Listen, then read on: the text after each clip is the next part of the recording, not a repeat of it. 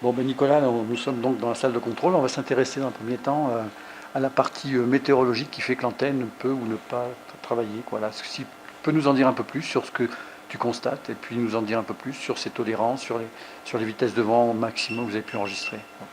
Oui, alors le vent, effectivement, c'est un élément vachement important ici au Pico Veleta. On est à quasiment 3 mm d'altitude, ça a tendance à souffler et on perd environ 20% du temps d'observation du télescope, d'utilisation du télescope, à cause du vent qui est trop fort. Donc là, on a la console de commande de l'opérateur pour le télescope. Donc on a les vieux cadrans là, qui nous donnent des indications sur la température ambiante à l'extérieur, l'humidité, la pression, la vitesse du vent et l'orientation du vent. Et donc là, on mesure avec une station météo qui se trouve juste au-dessus du télescope. On monitore en fait les vitesses de vent, la moyenne et les rafales. Et donc là, on voit qu'on est juste en train d'être à la limite d'utilisation du télescope. On est arrêté pour le moment. On espère qu'on va pouvoir commencer les observations bientôt. Donc la limite est autour de 18 mètres par seconde.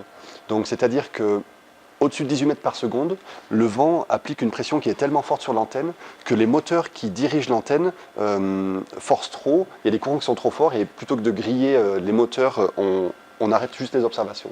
Donc dans ces cas-là, quand le vent est trop fort, on parque l'antenne dans une position donnée et il y a une grosse pine d'acier qui solidarise en fait la partie mobile de l'antenne avec le pied de l'antenne. Donc je ne sais pas quand est-ce que c'est arrivé, mais jusqu'à présent, la vitesse maximale de vent qui a été pseudo-mesurée, disons indirectement, était de 260 km/h ici à l'endroit de l'observatoire.